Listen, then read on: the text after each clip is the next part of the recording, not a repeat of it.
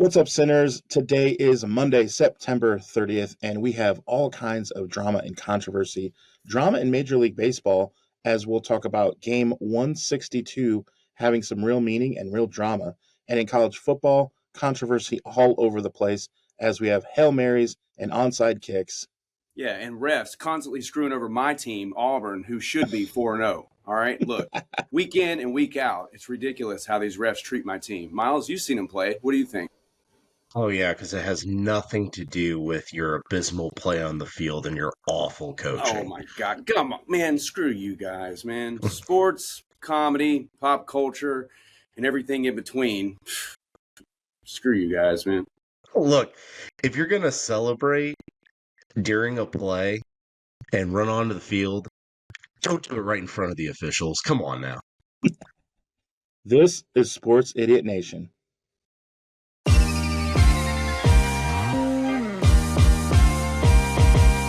Sports, comedy, pop culture, and everything in between. By idiots, for idiots. Welcome, sinners. This is Sports Idiot Nation. Welcome into Sin, Sports Idiot Nation. Be sure to follow us wherever you get your social media, Facebook, Instagram, Telepathy, The Pigeon. We've gone through all this before. I am Adam Reno, as always, joined by Mr. T.I., Mr. 30,000, and Miles behind enemy lines. Man, lots to get into. We say this every week, but it's like the sports gods just love us right now. There is so much going on. Many hashtag blessings. Yeah. Many hashtag blessings. So let's start here. Hashtag stay blessed. Stay blessed, y'all. So let's start with baseball, because this is something that is like this weird excitement that is going on later tonight. Later today is doubleheader. Miles, we've never seen anything like this. No, and so many times you'll have a rain delay, and there's talk of whether or not they'll make it up. Well, we need If they to even do need it. it. Yeah, Right. And situations happen all the time. Yeah, we need the game. Okay, we're gonna play one more game, and the winner of the game will get in, or if one of the team loses, someone else gets in. Never, ever, ever has it happened where a pre-scheduled makeup doubleheader, was not only scheduled but needed now, with the Braves hosting the New York Mets, who are tied at, I believe it's 88 and 72. So they played 160 games. So game 161 and 162 both matter. As it stands right now, the Braves technically have the tiebreaker over the Mets. But at this moment, they'd both be in. But we got another team, a team that won the pennant last year in the NL, the Arizona Diamondbacks, going to be very tight butthole later today. The games are at, I think, like noon and 3 Eastern time. Both going to be on the deuce. Whoever wins the first game will Speaking of clinch. tight butthole, it's going to be on the deuce. Good catch there, my man. Yeah. So whoever wins the first game between the Mets Braves, they clinch. They're good to go. If that team then wins the second game, the other team's eliminated, and the Arizona Diamondbacks get in as the last wildcard team. However, if the Braves and Mets split, they both get in. So if there's a little collusion going on, which I doubt, because it's the Braves and the Mets, they hate each other. But if they wanted to go ahead and collude, they both could get in. They could do it. But we'll see how that strategy works, because the team that wins the first game, they're like, well, we're just going to bench everyone, and we're in. We don't care who we play. Again, if they split, the Braves, I believe, get the 5th seed. And then the Mets or D-backs would be relegated to that final wild card spot. But drama in game 162 and 161 on the, not just the final day, but +1 of the final day, because yesterday was really the final day. This is just a makeup game for a doubleheader in Atlanta. Fantastic. Right. And then playoffs start later in the week. Well, it starts Tuesday. They start tomorrow. Yeah. I mean, it's going to be nuts. Shout out to Ti's team that crushed my dreams of not having a losing season. So the Giants play the Cardinals, and if we would have won instead of losing 6-1, we would have been 81-81, which means it's not a losing season. However, we lost. So thanks a lot. You already had a winning record. You didn't need it. I don't know what you guys were trying to prove. Well, since your team has crushed our World Series dreams for many consecutive years, it's the least we could do. It's the least, yeah. But I think it's anytime you get meaningful baseball, because let's be real, after the 700 games they play a season, the last like 25 of them really matter, and then you get in the playoffs where you get 1-1, games going into the ninth and stuff like that. And so anytime you get extra meaningful baseball, it's awesome. But we can't go without congratulating the one Chicago White Sox on their triumphant. I guess triumphant is the most hilarious word you could have used. They've captured the trophy for the worst team in history of the modern era of baseball. So congratulations. Let's give the Chicago White Sox a soft golf clap so it doesn't echo in everyone's ears. So their winning percentage is .253. So out of 1,000 games, they would win 253. Their record this year was a whopping 41-121. 121 losses. 41 wins would get you into the play-in tournament in the NBA. So, respect. Now, I have family from that area. They're all Sox fans. They're like, hey, Miles, y'all might be getting the Sox in Nashville. I said, no, thanks. No, I'd rather have no team than that team. Now, a big shout out also to the Miami Marlins, who were 62-100, 100 on the dot, and not to be outdone, the Colorado Rockies decided to one-up them and go 61-101. So at least my Giants, although at 80-82, when they could have been 81-81, are not as bad in the National League West. But going to be exciting. The playoffs, October baseball is just a little bit more exciting. Every inning matters a little bit differently. Every pinch hit, every pitcher come out of the bullpen, you're kind of interested to see the storyline, and especially if there's a history like this guy is 7 for 16 against this pitcher coming in or whatever. It's going to be exciting. So we'll talk more about it, I'm sure, as the playoffs unfold. So let's get into let's dive into some of the controversial stuff. I saw a screenshot of that Michigan, that everyone knows what we're talking about, the onside kick at the end of the game. First of all, Michigan's offense is offensive, and I don't like moving forward. That's going to be an issue, and IU may beat them by 2 scores. We'll get into that as well. But so there's a screenshot of all the players, and I'll be honest, it's a terrible call to me. The guy is not past the line. I mean, I didn't watch it live. Miles, you're a Big Ten, more of a Big Ten guy. Did you watch it live or no? No, shockingly, I didn't find out about it till yesterday afternoon. I was just during my break at work, because I work on Sundays, scrolling through YouTube, watching all those gorillas punching humans, and then that popped up about the controversy of that game, and of course heard Michigan had a big lead at home. They nearly blow it against a crappy Minnesota team. Minnesota is not that is not a team you should only beat by 3 at home if you're trying to make the playoff or win the Big Ten title. After beating USC.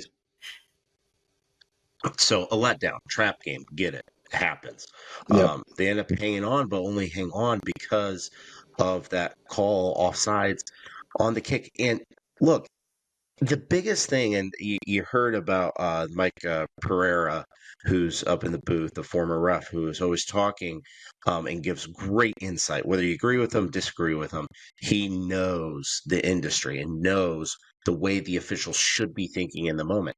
And in that moment, if it is close, if that is even close, if it's even debatable, you do not throw the flag. You do not make the decision to put the game into your hands and take it away from those kids. It's absolutely embarrassing. It's unfair, and that could really change the course of the Big Ten season. Yeah, I think that you don't know how if they'd even make the field goal to tie it, or if they'd get more of a Hail Mary situation and actually get a touchdown and then win. Or we love some overtime in college football because it's done the best. It's done way better than NFL, obviously. But it's hard to say that they would have won, but give them we'll never know. Give them a chance at least. So um uh, definitely frustrating if you're Minnesota because you're not a good team and you're like, oh, we shoulda, coulda, woulda, And then there's Georgia. Let's talk about that because Bama and Georgia are already polarizing teams. And watching that game, I watched it and going back and forth, like you could just tell that from the commentators to like they knew that they had all of America and they had the ratings and they had and anything they could to show graphics of like, well, Georgia had it for these 3-4 years, and then Alabama was good for these 10 years, and then it's been such a great rivalry. Like they're really feeding into it, right? And then Alabama, you look up and it's like 50-0 in the first quarter practically, and you're like, oh well, I guess I'll go back to scrolling at Gorillas because it's not really that exciting. Just wait 17 seconds. It's gonna get Yeah. good after halftime. I mean, Ti, were you watching at all? Because you're an SEC guy. Yeah, I was watching it for sure. And it was very shocking just to see, like you said, just to see the run up the score. I mean, it was 28-0. It was 21 to With a nothing, and swiftness. then I left the room and came back, and it was 28-0. So And you're like, what? that quick. I didn't know I was that fast either. But yeah, it was very shocking. And then of course Georgia comes back, and then Bama's like, "Oh, that's cute, but hey, we're gonna go ahead and stab a dagger right through your heart with this one play here." So of course, typical SEC fashion, everybody had their popcorn ready. It was a great game. Both teams, I think I have a different point of view of them after. I mean, of course, they're always, like you said, they're always a polarizing team, but I felt they were taking a backseat to some other teams in SEC. But after seeing Kentucky knock off Ole Miss, it gives me a different outlook on that Georgia-Kentucky game. And then seeing Bama put the foot to the throat so early, it makes me look their offense in a different light. I still question their defense, the way they let Georgia storm back like that, because that should have never happened. That game should have just been over once you're up that big. I mean, you just have to keep, I don't know, whatever you're doing, you just have to keep the gas pedal floored. But yeah, they just got a little lax and let Georgia come back and almost Then completely. they're losing. Yeah, They were. I mean, that's crazy. In the fourth quarter, at one point, So to I be mean, losing is nuts. None so of these yeah, for teams are as sure. good as Texas anyway. So what are we talking about, Yeah, right? Texas and Tennessee both look really good. They don't play, but yeah, we were talking about that last episode. Yeah, they don't play each other. And they Maybe, might. maybe they In will. CC The way it goes We'll see. out. We'll Yeah. see. So another controversial game definitely was Miami. Miles, what Mhm. did you think about the Virginia Tech? Well, I was mostly shocked to see Miami at home allow a crummy Vatech team not only hang, but have the lead for the majority of the game. I mean, let's not forget, Virginia Tech lost to Vanderbilt. You Mhm. lose to Vanderbilt, you just ain't it. And then they lost to Rutgers as well. So it's like now Miami, they actually are showing that they're a solid team this year. They weren't overhyped. If anything, they're a little underhyped. Cam Ward, arguably the front runner for the Heisman right now, shooting up draft boards. And he had a great game. He wasn't the reason why that game was close. It was on their D, and it is what it is. But another situation coming down to the very end where the officials choose to put the game in their hands, letting the kids play it out. And look, when I saw that play live, I was like, well, there's no question that's an incomplete pass, Yeah. or maybe an interception. The fact that they had the audacity to rule that a touchdown on the field was giving me signs of the Seattle Green Bay game back when he had the replacement refs, where if you catch the guy that catches the ball, it's a touchdown. It kind of made Yeah. me think of that a little bit different. But when you see that replay, you're thinking in your mind, oh my God, they got the call wrong on the field, but there's nothing there that can overturn this. The ball just like disappears. Like it really Thanos, and just went off the screen and then kind of reappears at the end, and the ball's moving, but you can't really tell how long do you have possession. Did he survive the ground? Just really Glitch. didn't know. And it's like there.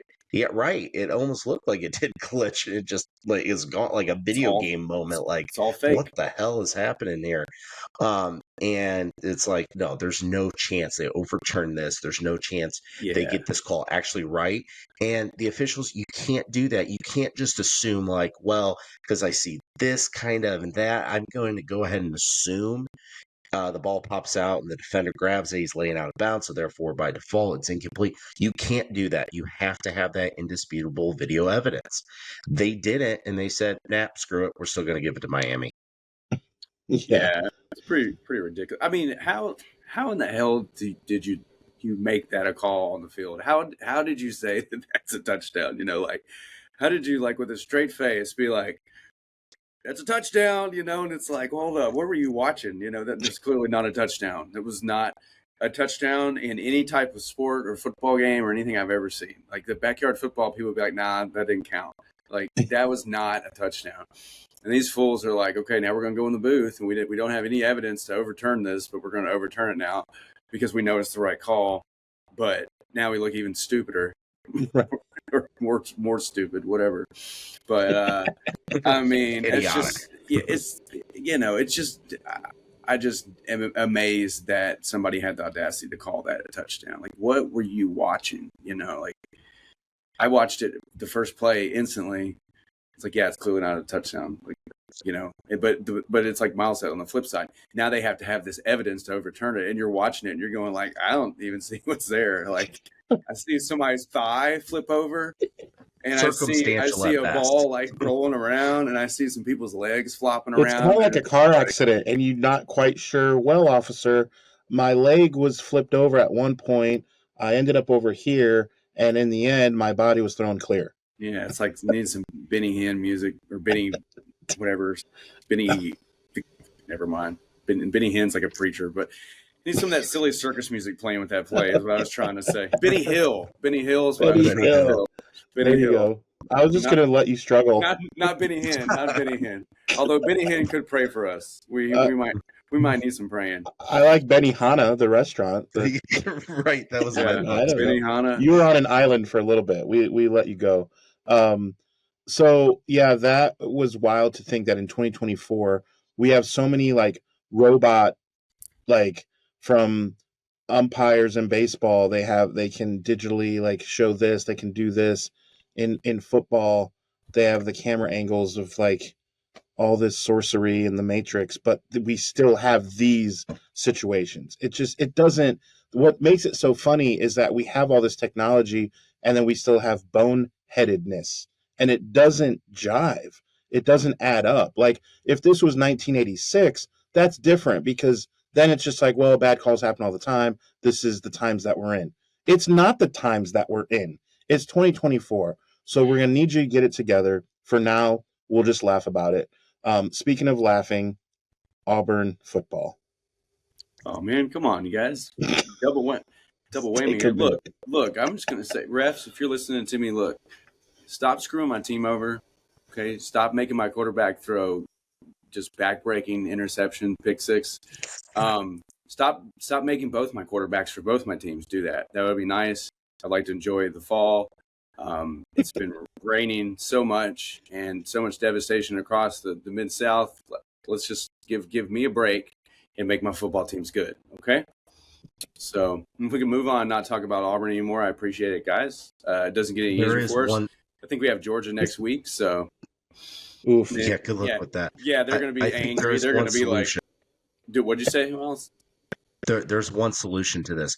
We need to get Hugh Freeze back in the strip clubs. This is the only way we're going to save Auburn's season. That's right. Well, he just needs to relax and let the ladies take care of him. Yeah, I think he was more of a phone order guy. Like I think he liked to order him back to where he was hanging out. I don't think he liked to be out in public.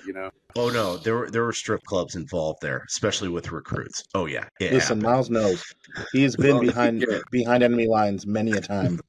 We should get Hugh Freeze and Bobby Petrino and give him some motorcycles. Who is the Ohio State?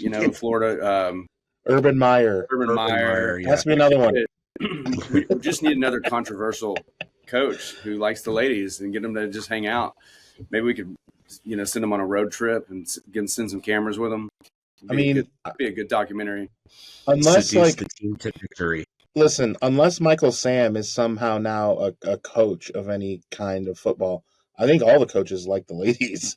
I mean, I would think, right? I mean, I don't know. It's 2024. Anything goes. That is true. We don't know for sure. Well, we do know for sure about Michael Sam. I identify as a football. I have said it before. I identify as a football. That's your pronoun of football. My pronoun is football. My pronoun is idiot. My pronoun is inanimate object. This is a good time to remind you, this is the content that you'll find on Sports Idiot Nation. Make sure you follow on social media, like and subscribe. Be one of the over 3,700 subscribers. Sorry, over. We're at 1 million. Thought we were at 1 million. Yeah. That's almost 1 million. 3,700, that's almost 3,800. I don't know. It's just I'm in a good mood because yesterday I was able to watch football and not have to stress about the Titans. It's very nice. That is tonight. Tonight. Yeah, tonight, although yes, I will have to stress. Hopefully we get the dub. But by the way, everybody in Nashville, if you're coming out to the watch party, remember we're teaming up with Two-Tone Blue Nation at Shipwreck Cove at Elm Hill Marina. Drink specials. There's going to be raffles, prizes. It's the ALS fundraiser that Two-Tone Blue Nation does every year. So definitely come on out. Every $10 you donate gives you tickets to the raffle. There's lots of prizes, all kind of cool stuff. So definitely come out. Game starts early, I think. I think it's like 6:30 or something. So right, because the better game is after. Yeah, Detroit, Seattle. Much better game. Let's be honest. Yeah, let's get excited for Zach Charbonnet. Yeah, some gear on it. Let me throw my Zach Charbonnet jersey on.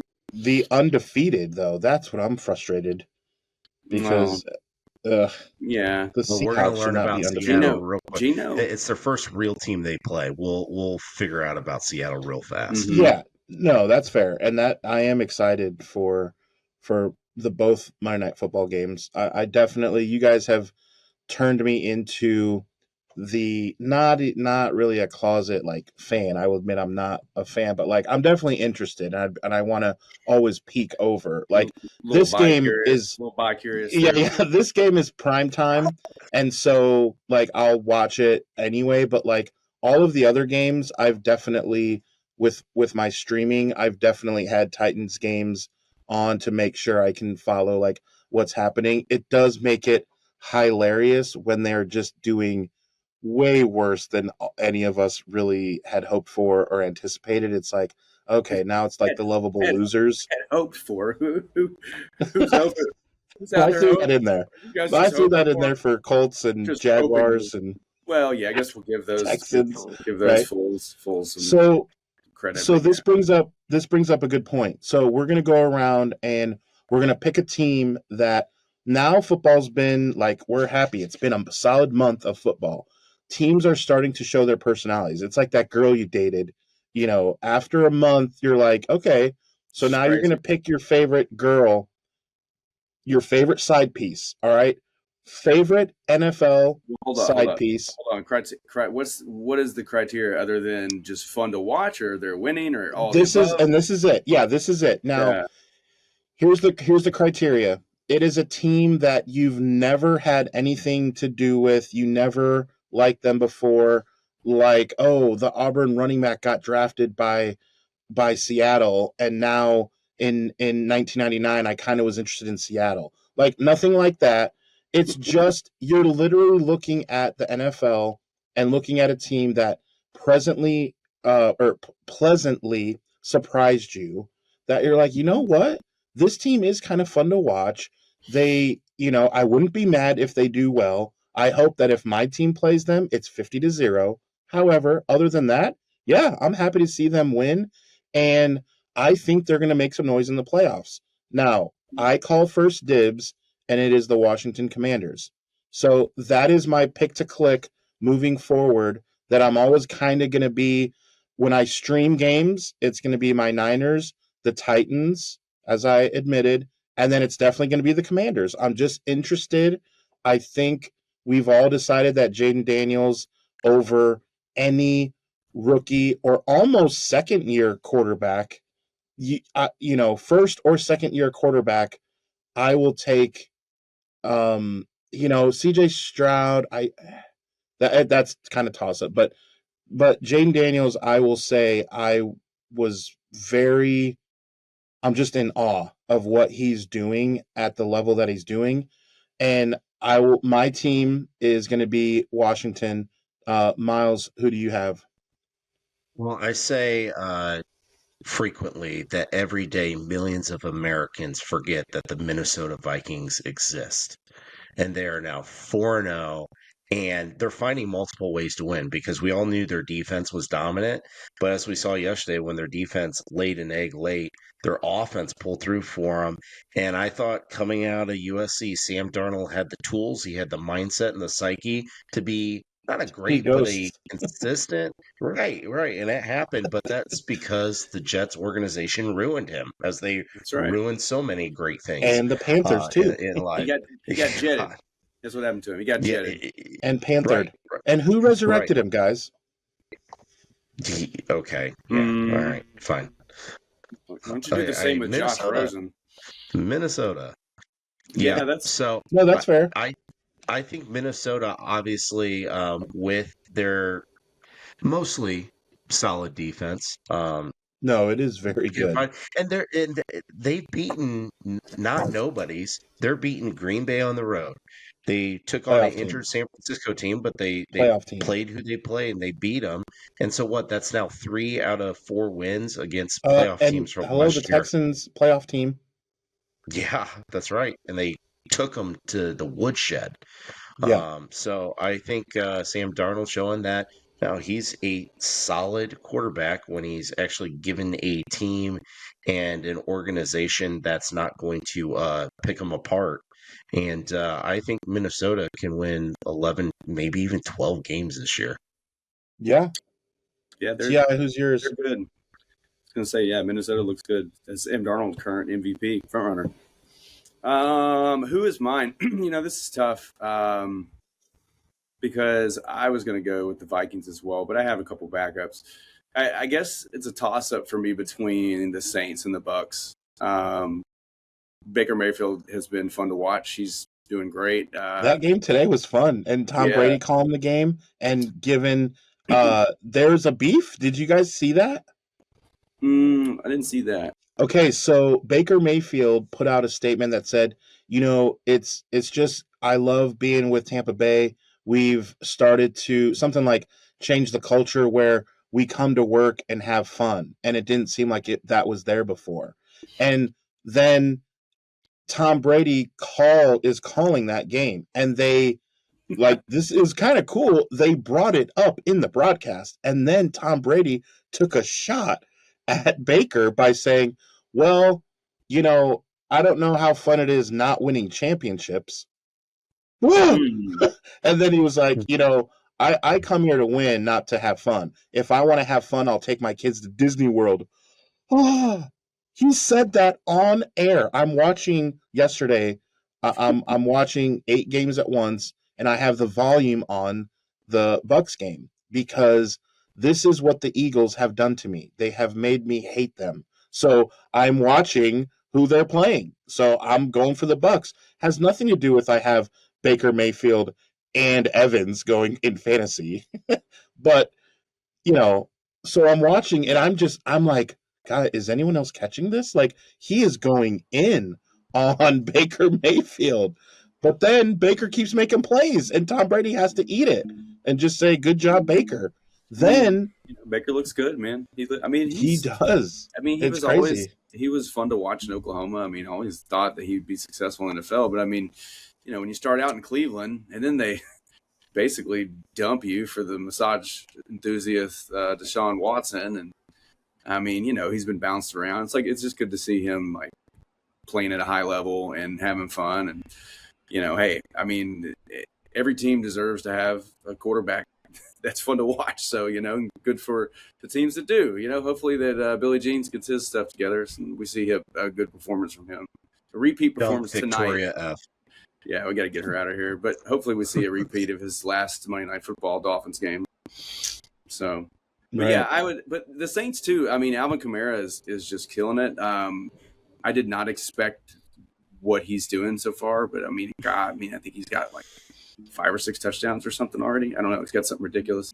I know he had a 4 touchdown game already once, and I know he had at least like 1 or 2 today or yesterday. I mean, but yeah, that would be a toss up between those two, Saints or Bucks. They're both been kind of fun to watch and both surprising.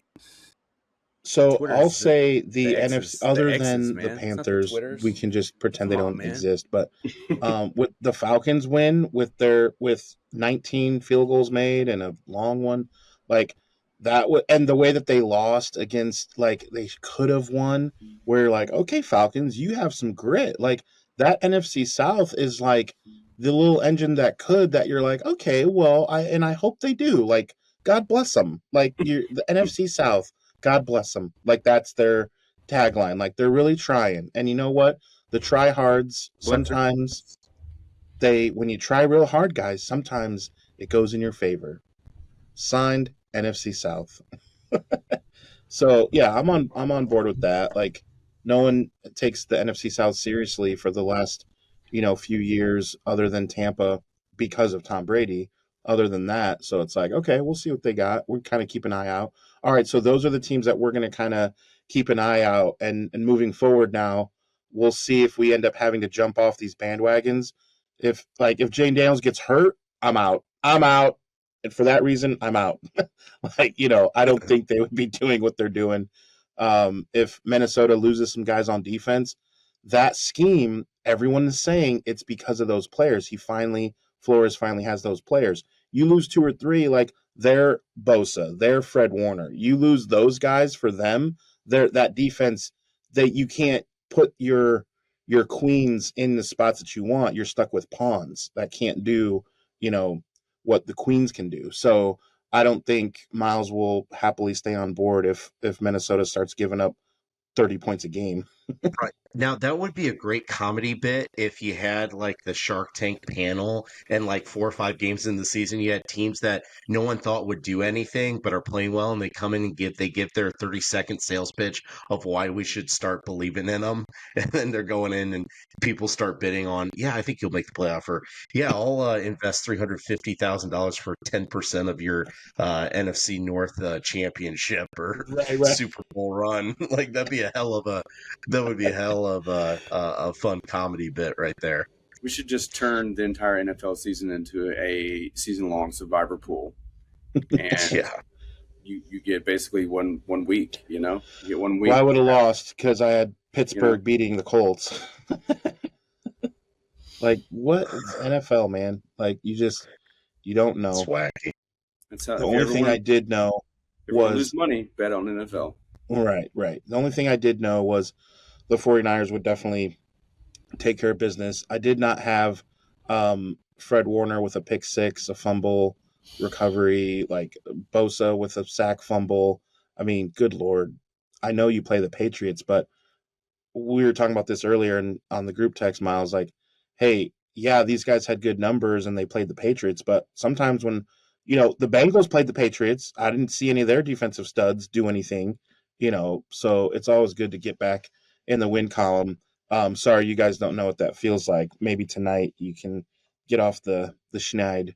Uh, so we'll have to see. Speaking of, Was Tom Brady playing for that Patriots team? Because let's so slow a roll a little bit on that win there. Here's a stat. Here's an interesting stat, Ti. Did you know the Patriots are 1-3 for the 4th year since Tom Brady retired? Well, not retired, since he had left the team. Now get this. Take a guess, Ti. How many times a Tom Brady-led New England Patriots team, and we know how long he was there, guess how many times his teams went 1-3? Keep in mind, they've gone 4 times now since he's not been there. Take a guess. How many times while he was there? Yeah, that they started 1-3. 0. Close. 1. One time out of what, like 18 years? Was that when he was hurt though, and Matt Castle took over? Or yeah, I'm not sure what year it was. I just saw that stat, and I was or was that his first season when he took over for an injured Drew Bledsoe? And they were 0-2 to start. Yeah, and then they won the freaking Super Bowl, which shouldn't count against him. So in that case, it might be 0, really. Right. So basically, if you hate Tom Brady, it's just getting worse and worse for you, because it's just so obvious that he was that good when you look at all of the things. Now, you don't have to like it. That's fair. You could be like, yeah, he's the best, and I'm pissed. But to just say that he's not, like, is a little bit ridiculous, and it's starting to show. I mean, that's the dude is, the proof's in the pudding, man. I mean, he won, he left, he went and won a Super Bowl with Tampa Bay immediately with their roster they currently had. All he was like is, can I bring my roommate Gronk along? Yeah, and that was about it. And his ex-roommate Antonio Brown, yeah. The odd couple there, Can you imagine letting Antonio Brown live with you? I don't care how big your house is. I don't care how many houses you have. No way, dude. Yeah. No way. That's what caused the divorce. He's up probably to like 4:30 every night, and he's just like talking to himself, tweeting, doing some crazy shit. Yeah, with Diddy, who knows? I don't know. He'll probably be on the list. We'll see. Yeah, when that stuff comes out, we'll definitely have to talk about those names. You can't knock Tom Brady. I mean, you can, like you said. I mean, it's like Peyton Manning, and we Titans fans had to deal with him twice a season, Oh, dude. And majority of Titans fans love Peyton Manning, and they had to watch him. They had to watch him torch him for. I mean, it's like that's just part of it. You have to respect the greats, I mean, it's kind of like the LeBron and Jordan argument. It's like whatever side you're on, like you're just going to accept the fact that you're going to see LeBron James' face for a very long time, whether you think he's better than Jordan or not. Like, you're going to probably see his face a lot more than you're going to see Jordan over the next 20 years. I mean, especially if he retires from the NBA, like he's already in advertisements everywhere. It's like, so at some point these players become the current face of the league, and Tom Brady, other than Patrick Mahomes, Tom Brady is, even though he's retired, is still like the face of the league, Right. And now he's commentating. I mean, yeah. So, I mean, you have to just respect it, So from respecting to, we can get into something not to respect at all. I think, what's that sound? Yep. I think it is time for Mayday! Mayday! Cover your brains, boys and girls. Put on your tinfoil hats, because this is Idiot of the Week. All right, boys and girls, this week we've got Vincent Holmes, the unknown safety for the Washington Huskies, who made one of the most boneheaded decisions you will ever see in a college football play. Yeah, the refs screwed it up a hell of a lot this week, but this one was an easy one. So in the Rutgers-Washington Husky games, which, yes, most of us had no idea was going on Friday night, You had in the second quarter with about 45 seconds left, the Rutgers Scarlet Knights lining up for a field goal to try to stretch their lead to 7. As the kick occurred, the ball was blocked and Washington pounces on it. About 40 seconds left in the half. Opportunity to go the other way, kick field goal, cut the lead to 1 at half. On the road, you're back in the ball game. Things look like they're going all right, heading into the break, taking the momentum. But then there was a flag, illegal substitution during the play on the defense, number This ain't 27. hockey. He was doing a hockey sub. Right. It was insane. So that resulted in a first down. So the commentators are going back and they're watching the replay and there's no 27 on the field. What are these officials talking about? Then they get the bird's eye, not the all 22, but like the Zamboni shot of it. And they see this dumbass, Vincent Holmes, a freshman out of California. Yeah, way to go there, Adam. He is standing on the sideline, runs out onto the field, starts celebrating as the play is still going on. Washington's picked up the ball, but they haven't been tackled yet. And he does it perfectly right in front of the ref. Right in front of the ref. Like he does a horseshoe around the ref. It's almost like he's taunting the official. This. And so the ref right there throws the flag. 5-yard penalty. Only a 5-yard. It wasn't a 15-yard unsportsmanlike conduct. Just a 5-yard common substitution infraction. It was 4th and 3. Results as a first down. Very next play, touchdown Rutgers. So suddenly this goes from what could have been just a 1-point game, at worst 4-point game at half. Now suddenly you're down 11. Let's fast forward to the end of the ball game. Bro is Washington has the ball, down 3, kicks a field goal as time expires. They miss it, so Rutgers wins at home, and they're 4-0 for some odd reason. But because you of do this quick kid. math Because there. of this kid. All because of this kid, Vincent Holmes.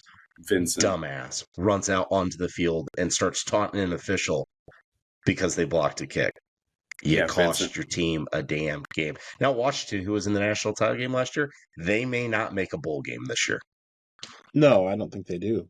But bad week for Vincent's. I caught the Vince McMahon doc that had just come out, and it's not looking good for old Vince because, man, that dude is going to have a lot of questions to answer. And when you build a storyline of you being a creep, and that was like for show, and then it comes out that you were really that guy, none of us are really all that shocked.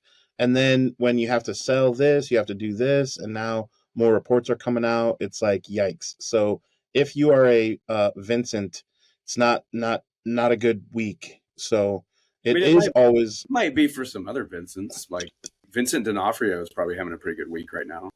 Yeah, solid actor. Solid actor. Vincent Neal, from Motley Crue. I'm just going to assume his name. Well, he could be Vincent. Cooked out somewhere right now, so it may not be. I think he's pretty clean these days. He had to get his life together, Yeah, because it was such in shambles. Man, a rock star. I mean, those guys. Motley Crue did some crazy stuff. They were a Motley Crue. So speaking of Motley Crue, you have the best sinful Motley Crue right in front of you right now. Be sure to like and subscribe. Follow us on all the social media. Remember, new episodes come out every Monday and Thursday. So, of course, we will see you Thursday. Okay, all you sinners, follow Sports Idiot Nation on TikTok, X, and Instagram. Like us on Facebook, and remember, the most fun way to watch us is on YouTube every Monday and Thursday.